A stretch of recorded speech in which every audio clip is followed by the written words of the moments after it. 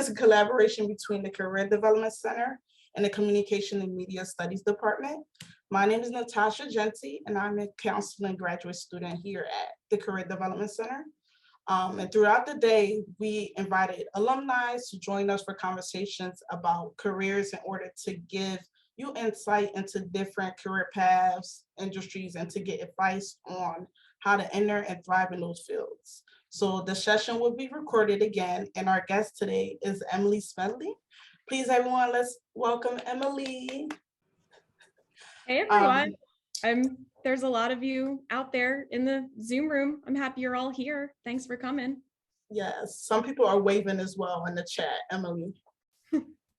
Okay, so just a little bit background story on Emily. So Emily Smedly completed her most recent bachelor's degree in communication study with a minor in marketing from St. Joseph University in 2016. She heavily emerged into communication technology, where she holds her current position as the communications and program manager for the Lancaster Clean Water Partners. She also shares a wide range of experiences in the field of public relations, digital marketing, and social media. And I'm just delighted overall to welcome Emily back to Hawk Hill, right? And I'm excited to welcome Emily in general, and I have a list of 10 questions to ask her. And those 10 questions are then followed by a Q&A session. So everyone in the audience, just feel free to write your questions down in the chat throughout the session again, or just look forward to when we do reach that point in there. Okay, sounds good. So let's get started. So first we're gonna begin with like a series of career focused questions. Okay, Emily, sounds good? Sounds good. I hope I can answer them. Okay, I'm sure you can. We'll work together at it. Okay. All right. So first question is, Emily, could you describe within your current role, right, as you know, the manager at the Lancaster Clean Water Partners in the Communications and Program Department, what are your core responsibilities, or what does a typical workday look like for you? Yeah, so like Natasha said, I'm the communications and program manager, which, I mean, it's pretty self-explanatory. So I'm the manager of communications and a handful of programs. What does that mean on a day-to-day basis? It means I wear a lot of different hats. The Lancaster Clean Water Partners is a nonprofit. When I started, I was one of 2 people. Now I'm one of 4, but still it is we kind of consider, if you were to look at us from the outside, we're kind of like a startup. We started in 2018 as you know, a collaborative organization to bring every organization in Lancaster County that's working on achieving clean water standards. We're bringing them together to get us all on the same path forward, which is not an easy task. And especially when you were one of 2, you wear a lot of hats. So I was hired as the communications and program manager. I manage internal communications with our partner organizations. I manage external communications with our stakeholders, new audiences we're trying to bring into the fold, elected officials, the media, the general public. So any communications, internal, external, I'm managing. The program management side, I lead, well, it used to be 6, but now 4 work groups that each have a different specialty. I lead 1 grant program, and I also help with writing and managing grants. And, you know, I lead strategic development for the entire organization alongside my coworkers. So if you're looking to get into nonprofits, get used to wearing a lot of different hats and enjoying that. If that's not your scene, if you like very specific things, then a smaller organization is going to be a little tough for you. Definitely, Emily, and thank you for sharing that. That's a lot of amazing work you've done. And you definitely are wearing many hats, and you should Mhm. definitely reward yourself for being able to multitask all of those tasks and to see your progression from where you began being one of the only two to moving into more of a force-based organization, right? Mhm. So this is where we get to learn a little bit more about like some of those different things you've done and what led you to make that decision. So with that being said, when did you know that this was the career path for you? When did you make that decision? Um, I don't think there was one moment, like with any big decision. It kind of, you start noticing over time that this is the path you want to take. When I was really young, my mom was like the events coordinator at our local church. And so I was kind of immersed in giving back to people. And then going to St. Joe's and, doing weekly service and just the overarching service to others really spoke to me. I think over time I just started to really realize I wanted to work with other people for other people. Not that working at a for-profit company or something like that is bad. Not saying that at all. Totally respect that career path. But it wasn't for me. I didn't find fulfillment in the idea of, like advertising a certain product or just doing PR for like a for-profit company. That didn't speak to me. In my heart, I knew that I needed to go towards something that I was passionate about, that I actually cared about. I was working for people to better a community.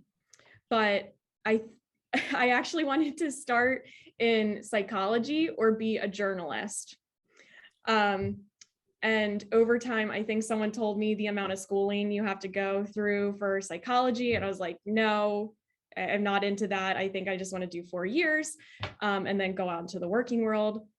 And then with journalism, someone told me there's a lot of late nights, strict deadlines.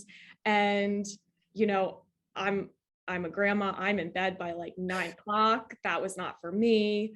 I wanted more of a traditional schedule. So with those two things, I was like, well, what does this boil down to? I really like the sense of working with people, using emotional intelligence, analyzing situations and, trying to be a good leader and facilitator, talking to different people on different topics. And so that kind of led me to communications in a strange way because you use all of those skills. So, like I said in the beginning, it wasn't one thing that led me to this career.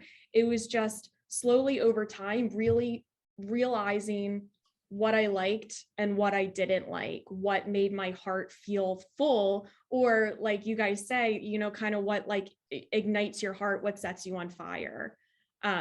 So you can have a job that excites you. So I think in that decision making, just it's important to know what you don't like as much as you do like. Absolutely. And we can definitely hear the passion and see the drive in the work that you're doing in the nonprofit field, right?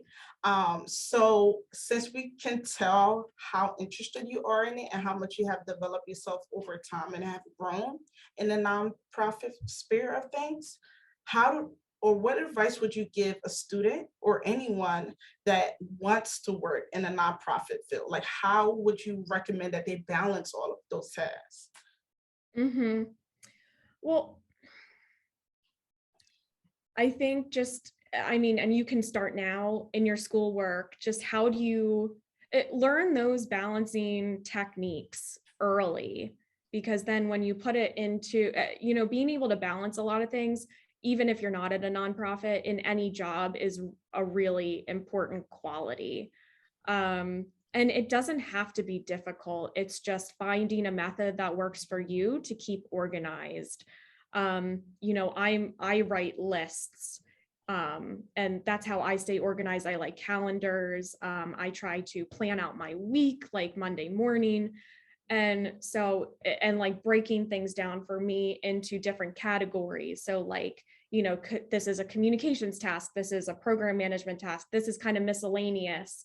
this is overarching, like what are the priorities, just trying to find that balance for yourself. Like I know my coworkers do things a completely different way. They look at my notes and they think I'm nuts, or they're like, that's too much planning. I have it all in my head. Whatever works for you. I think learning early how to balance is really, really important. And I Natasha, agree. remind me, I went off path there. Remind me of your original question. No, you did Did great. I answer it? Yes, Okay. you did. You actually touched on a few things, and I can really relate, right? Because like I know, just like as I'm growing, that time management is actually a strength of mine, and it helped me go through college as well. So you really identify some strong strengths of yours. So yes, you did fulfill the question. You Okay. answered Okay. it. Good. Yes. So in regards to that as well, right? Just knowing your strengths and knowing how you balance and juggling a lot.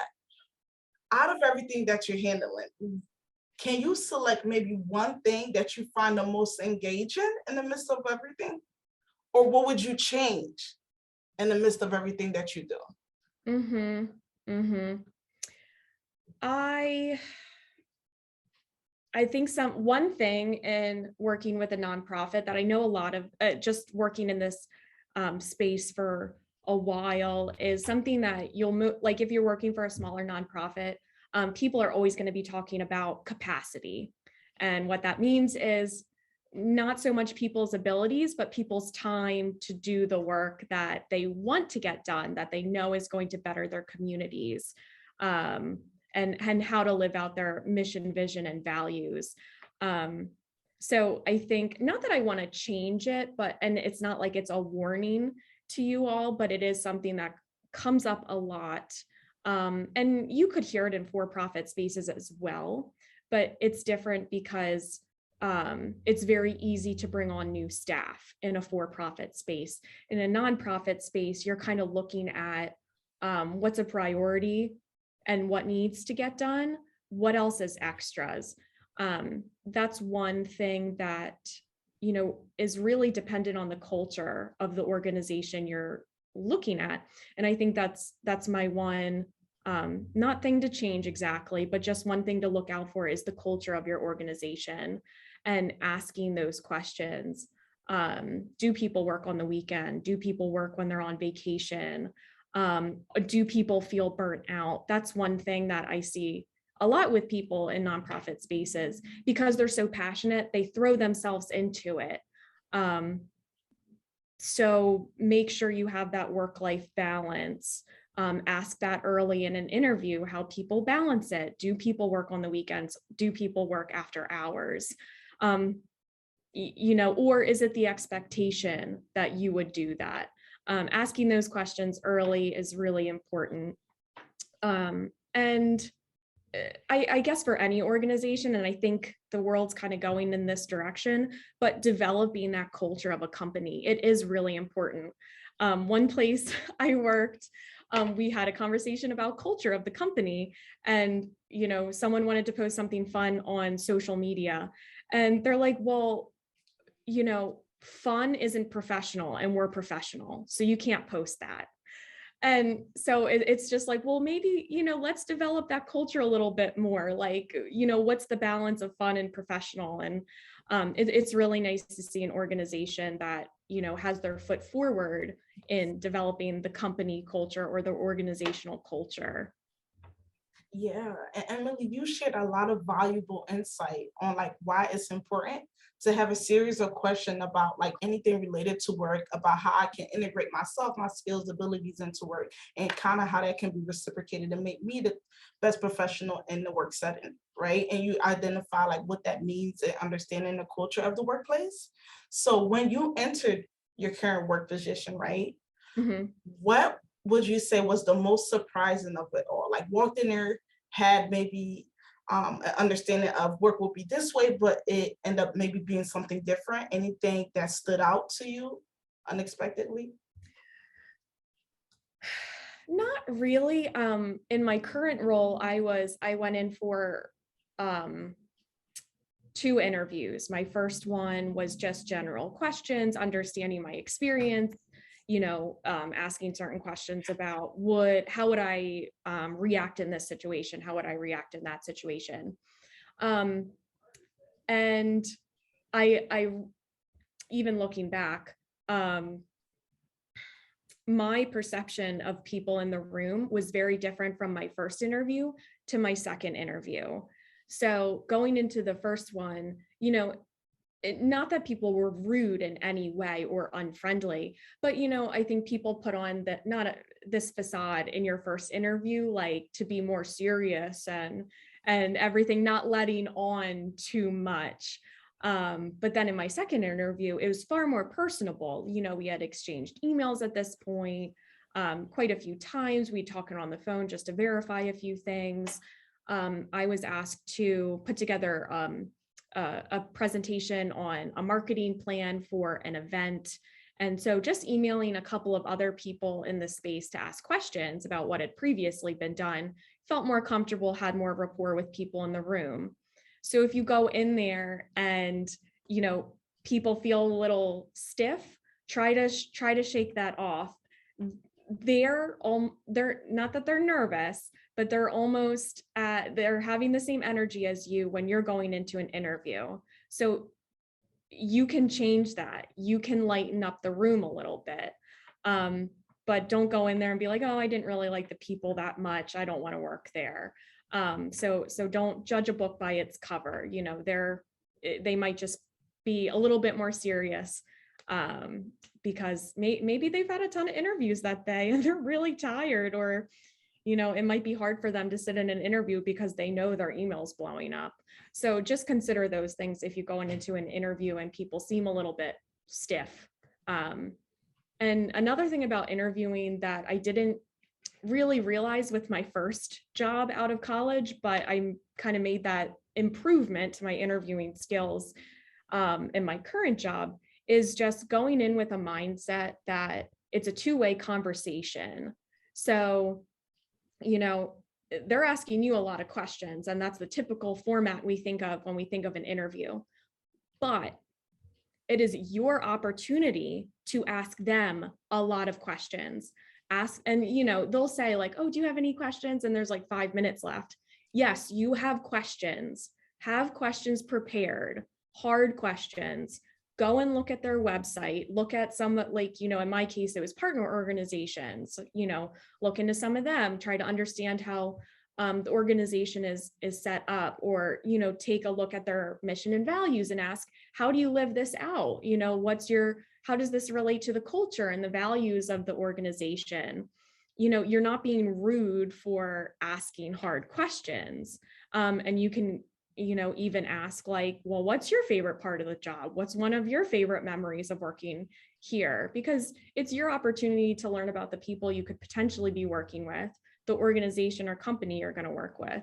So go in there with questions. It's a two-way conversation. You don't just have to spit out an answer like a robot. Even ask questions like a clarifying question, like, well, in this situation, I do this. If another situation, I do this. So what typically happens in your organization? So just, I know you're nervous going in, trust me, I know, but they're humans, you're human. If you've sat in on interviews a couple of times, you realize like, you're all just people in that room having a conversation, trying to learn about each other. If you go in with that mindset, it's going to be a lot easier. Wonderful. You really shared a lot in-depth information about like what would that interviewing scenario look like, right? Mhm. And how we're so familiar with always being asked questions from employers, but like not really knowing sometimes how to engage. But you really gave a great perspective of how students and anyone can come in and ask some of the questions that are important to them, to see Mhm. how they can flow into their job and just see how everything will work out. So I appreciate you, and I'm sure we all do appreciate you really showing what that may look like and how critical that is to be able to really, again, like ask those questions in the workplace, because you want to make sure you really fit into the job and it fulfills everything again that you're looking for, that you want to feel comfortable in your workplace, that Yeah. you want to really know how the staff and the employees feel about you, and not just assuming that, oh, they may not like me. They may not like me because they didn't really give me an answer right there. They may not like me because they didn't say too much, Hmm. right? So thank Yeah. you for sharing that. And one more Um, thing, mhm. if just go in there and be like, oh, how's your day going? Like, be a human, like, thank you for taking the time to be here. Like, I'm sure you're really busy. Having that opening banter prepared as well will help loosen up the room. And it also gives you an opportunity to use your voice. So the first time something comes out of your mouth, you're not answering a question and you're all like choked up and like Yeah. your voice is dry. So that's another good tip too. Just like, you're human. Everyone's human. Like, it's not rocket science. Just go in there and greet someone like you would your friend. Yeah, definitely. It's kind of like an icebreaker. What kind of Yeah. like gets people comfortable, gets everything moving along, get people brains brainstorming. So that's a good way to Mhm. start it. Yeah. So now I just want to shift gears a little bit, right? And I want to focus on like some of the actions students can take. And I'm also want to remind some of the students to feel free to post any questions on the chat that can be shared during Q&A session, okay? Um, so I just want to talk a little bit about how did you get like your first job or your first internship? Yeah. So my first internship was at the Cleary Center. And I know that their office used to be in Ardmore, but I think it's up towards like the Temple's Ambler campus now. So I'm not quite sure how accessible that is to St. Joe's students right now. But that was like the internship back in my day. Like every semester, there was like 1 or 3 St. Joe's students working at the Cleary Center. And I don't, it wasn't that hard of a process. Like I heard from a fellow student, like, hey, and she had a flyer, like a printed flyer, like, hey, there's an internship opportunity. Who's looking for an internship? And I was probably just sitting closest to her and, took a photo of the flyer and applied. I think I had one interview and they emailed me or called me like on my way home. So I don't know. It was a good fit. I was the only one that applied. I don't know, but that's how I got my first internship. And it was a really good experience. If you can intern there, it was a really interesting organization to work at. My first I had a second internship, but it was pretty much the same process. Although I think I might have gone through like 2 interview sessions. But my first job, I hadn't done any. I don't know how many seniors are on here, but if you have not landed a job yet, do not be scared. It's okay. I left St. Joe's and I did not have even organizations picked out that I wanted to work at. I was just enjoying, and I was privileged enough to do that. I knew that it was okay for me to go, live at my parents' while I job searched and everything. So keep that in mind too. I was very lucky that I could do that. But I graduated, I had a nannying job lined up for a couple of months. While I was nannying, I would look at job postings like on Indeed or LinkedIn every once in a while, developing my resume, cover letter, and stuff like that. But I was being a little picky. I think I only applied to maybe 5 places. All of them were communications, PR, marketing firms. And the job I got was literally the only people that got back to me. And that's not to say like I worked there because it was my only option. Like that was the one I wanted to work for. And it just so happened that I stood out.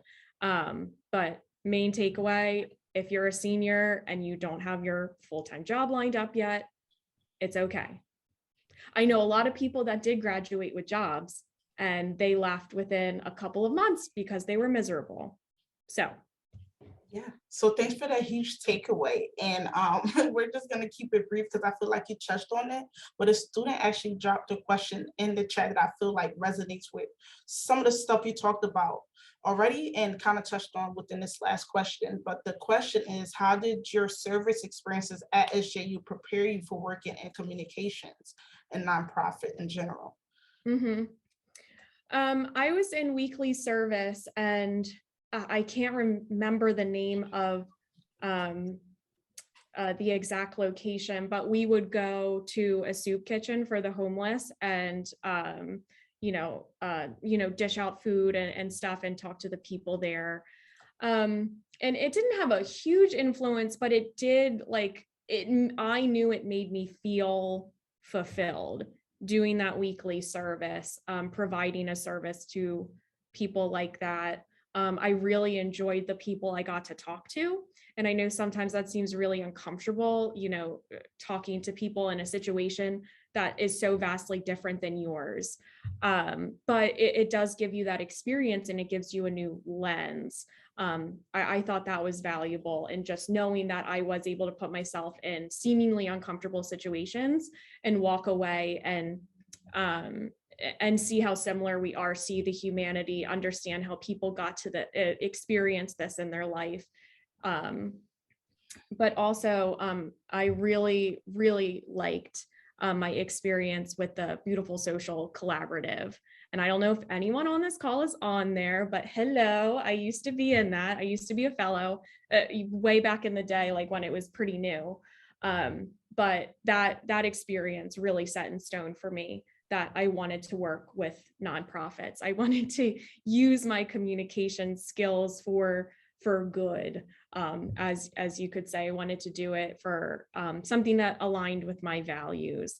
And that was a really great experience to show me how it actually works. Like, even if you wanted to go to a for-profit company, just what it looks like to have a client, work on like a scope of services together, discuss with your client what you want to get out of working together, being responsive to your client, being responsible to your client.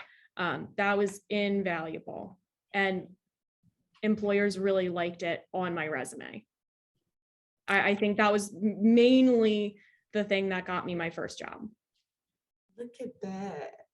And those communication skills and being able to work with clients and providing empathetic understanding and listening skills are all of the great things they love to see on our resumes as well, right? But they also want to see it executed during the job. And that right there will also land you the job, like during those interview sessions, but also as you play your role and position at that workplace. Thank you for sharing that, Emily. And I just want to let you know that we are actually approaching the closing to our session, and I have 2 more questions for you. Okay. Okay. Okay. So what is something that you wish someone told you when you were in school? I don't think anyone said anything I'd ever like heard before, or just like completely or I don't think they said anything earth-shattering, or anything I wish they had said to me. I think I wish I had listened more.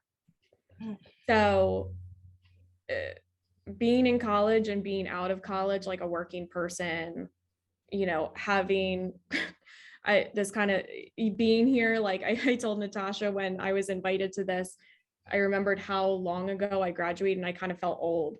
But it's a kind of a different world when you leave college. And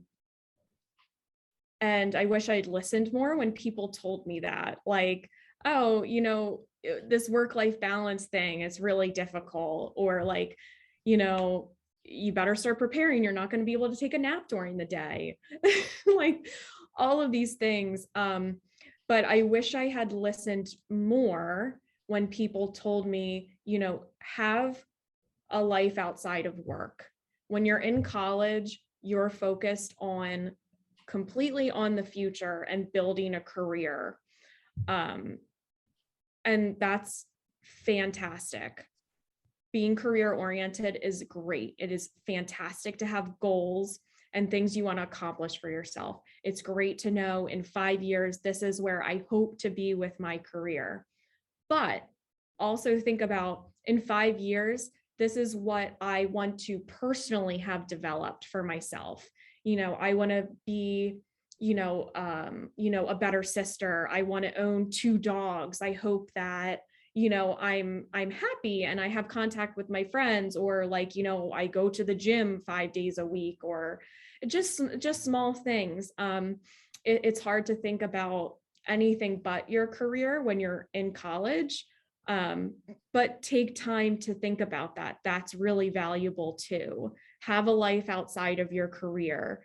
Think about, when I come home from the office at the end of the day, what do I want to be doing? Like, what's valuable to me? Do I think I'm going to be so exhausted that I don't have time for hobbies?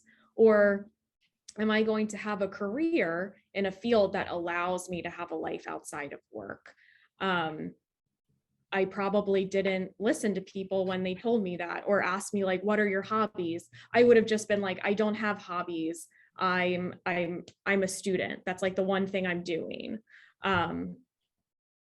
Yeah, I should have listened more to that. Definitely. And Emily, you actually took all the words out of my mouth, leading into my second and final question, right? So when students are maybe in the same position that you were, because sometimes we don't know what we want to do right away. You gave many advice and you're phenomenal at that. And you really exhibited that throughout the entire session, right?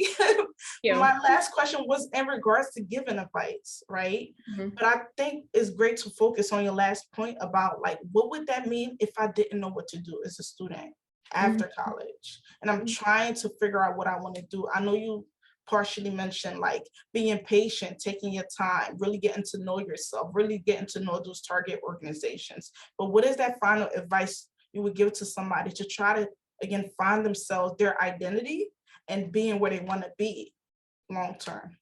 Mhm. I think it goes back to finding what you like to do.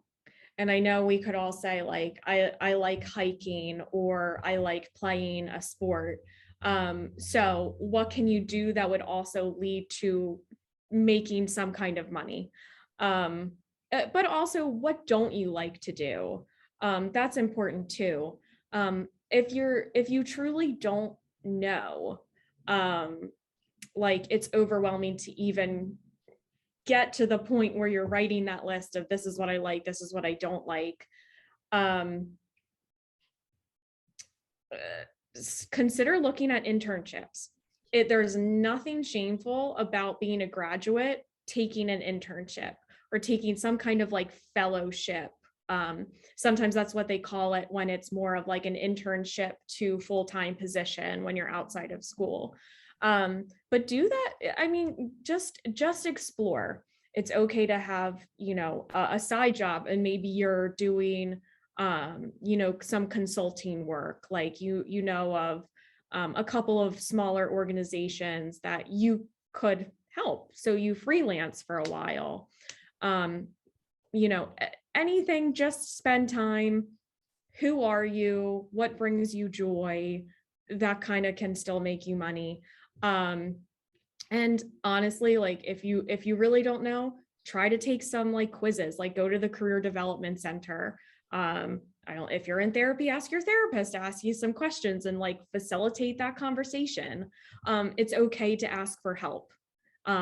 Sometimes asking your parents or a sibling isn't the best, or a very close friend isn't the best method, because they're going to tell you what they want to see for you.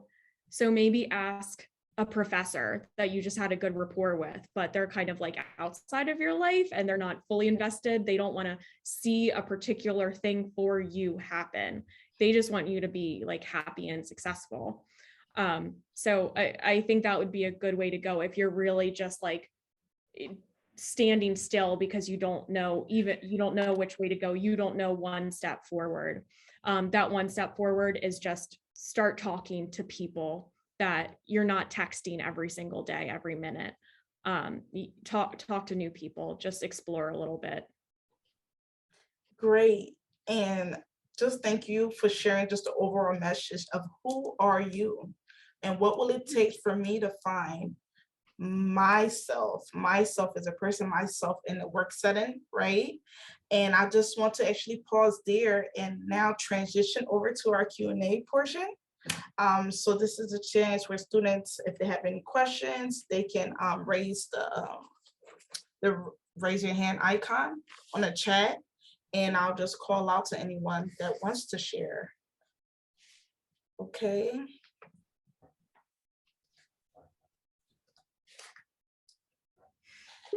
Just waiting. Okay, so Steve Steve has his has his hand up. hand raised. Hi, Steve. Hi, Emily. How are you doing? Good. Of Good. It's good to see you. Thanks for being here. course. So you already answered one of my questions that I had thought of, which was, and these are selfish questions as a faculty member. So I'm just going to get the ball rolling. But I'm genuinely curious. My first question was, tell me about a class that you found to be really helpful. And I think you may have answered that with Be Social. If you want to add any other ones that were helpful, or that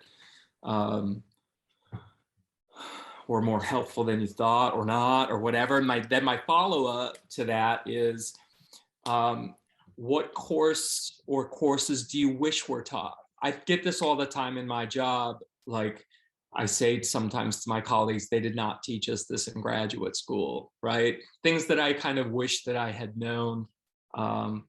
So I don't know. It's a selfish and leading question, but it's my question nonetheless. No, I love that question. I can answer both. So along with Be Social, I took a course in photography that was really valuable. Even if like you're not super into it, understanding the basics, it's important. You got to do it if you're in communications right now. I took a course on web design, and I realized I will not be a web designer, but I got enough information on how to dabble with WordPress that, I could put on my resume, that I know basic HTML and CSS, or whatever the HTML code was at the time, like HTML5, and WordPress. And like some of this other stuff, like I know what I don't know, like JavaScript, like, no, that's too advanced, or like, just enough you can go into the code and like tweak something if you need to. You'll look very impressive, even if you just know that basic stuff. And also working on WordPress or any of the other website hosting platforms, you just need to know it. I don't know how you could it's going to be on every entry level position opening. So just know enough that you can honestly say, I know how to do that. Don't lie. They'll find out very quickly that you don't know how to do this. Your second question, what do I wish was taught? Especially if you want to go into nonprofit space, grant making, huge. I did not do that in my first position because I was at a for-profit company, but working with nonprofit. So I was like alongside of it awkwardly. Like I heard my clients talking about, oh, we have this huge grant report due, like, or like we're applying to this grant, it's huge, but I didn't understand that. And then I'm in my current role, and I had to learn that. I mean, it's not rocket science. You need to learn how to write, but even just understanding the basics of like, this is what to expect is really helpful.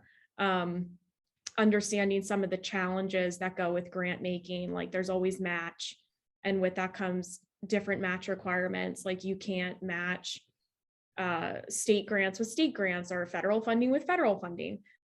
Those are huge issues that I deal with all the time working with partner organizations. Or like in-kind match, volunteer hours. And so just, even if it's maybe like one part of a syllabus, I would really throw it in there. Thank you. You're welcome. Wonderful, wonderful, Emily. I was just thinking about how important that is, with everything that you mentioned. And just like again, highlighting the two things, like it's important to have like those basic application skills, right? Like WordPress and Word application, Excel, etc., and knowing how to really use it. And even if you lie, employees will be able to tell because they eventually will be tested in the workplace. And Mhm. then, right? And in addition, I too also have my experience with nonprofit, and I know how a lot of time the employers are always seeking individuals who can grant write, because that alone can really bring in a lot of money for the nonprofit organizations, because that's how they are mostly funded. So it's important. I know that's one of the highest skills they seek Mhm. in their employees, correct? Right? Yeah, That's great. definitely. Even Mhm. if you're not on the fundraising or development team, if you're in a nonprofit, you know, grants make your salary essentially. Like my position is grant funded, Yes. and I have to assist with the report that shows that I'm doing what I'm supposed to be doing. But then there's other smaller things that you apply to as well. So just having a basic understanding of how grant making works, some of the sticky spots that people run into with it. You don't have to be great at it, but just understanding what goes into it will give you a leg up if you're going to go into the nonprofit space. Phenomenal. Does anyone else have any questions to add that Emily might be able to answer for you on the chat, or you can raise your hand? This is really good practice for asking Yes, questions yes, in it an is. interview. Definitely, I agree. Well, nothing is posted. No, somebody camera came on. Did you want to share something? No. No. Well, thank you for showing your face. Okay, so Emily, I just want to let you know we're getting ready to sign off, and that I just want to ask everyone to please join me in thanking you for joining us today and providing such great insight into your career, and all of the things that you've done in the past, but what you're currently doing. But I'm gonna stop right here because Stephen seems to want to say a little bit more. Oh, sorry, there's something in the chat that just came up. Oh, Yeah, okay. so Lenora Thomas asked, Yes. what's your go-to relaxation technique when things get too hectic in the workplace? I do weightlifting. Weightlifting is my go-to. It's really good for maintaining stress relief. If you have anxiety, it's really good for anxiety as well. That it is my go-to, but it's not like in the heat of the moment, like, oh my gosh, this just happened, like, okay, I need to calm down a little bit. It's more of like a daily act of self-love to myself to maintain my cool, and stay at like a pretty consistent stress level or anti-stress level. But also, I mean, in the car, I really like listening to podcasts, because otherwise I find I'm already worried about the day, or I'm really stressed out about what happened at work, and it's going to follow me home. So those are the points I identified for myself as, okay, like I know this will help me in my commute. If you're in the moment and something pops up that really gets you anxious, sounds really simple, but just breathing techniques are really helpful. If you have to excuse yourself from a meeting quickly, or just take a walk, I go on a walk probably every day just around the building, outside, not inside the building. Get some fresh air, that's a good one too. But breathing techniques are really good. If you like meditation, you can even go sit in your car. I know that sounds really lame, but like when you get into the professional world, I know a lot of people that do it. They just need alone time in their car to take a breath, maybe listen to a podcast or something. That's okay too. Find what works for you. Those are some of the things that I do. And I also have 2 dogs. So I just going home and spending time with them is stress release in and of itself. Absolutely love it. And thank you, Lenora, for sharing that question, because that's really important for burnout. It is. And we all have to have like a go-to calming technique, both during the moment in the heat while things are taking place and even after when it's time to wind down. Mm-hmm. Right? Yep. Goes back to you're human. You need time to care for yourself. I mean, self-care is trendy right now, but it's a real thing that you might not be doing now because you have more time and or flexibility in college. But once you start a full-time position and you even need to manage like, your own apartment or your own home, or you do get an animal and you need to manage the animal, practice self-care. It's very important. If you push it off for too long, you will see burnout. And that's harder to come back from than just taking smaller steps from the get-go to care for yourself. Absolutely. And this is true. And Emily, we want to thank you for taking the time out again. And I hope to see you back on Hawk Hill. And viewers, just a reminder that this session was recorded and will be available on YouTube. And I just want to tell everyone, have a wonderful day. I will be on Hawk Hill in April for the Women in Nonprofit Leadership panel. So if you want to meet with me then, email me. We can get some coffee, or email me with questions, whatever. I'm here for you. Thanks for sharing that.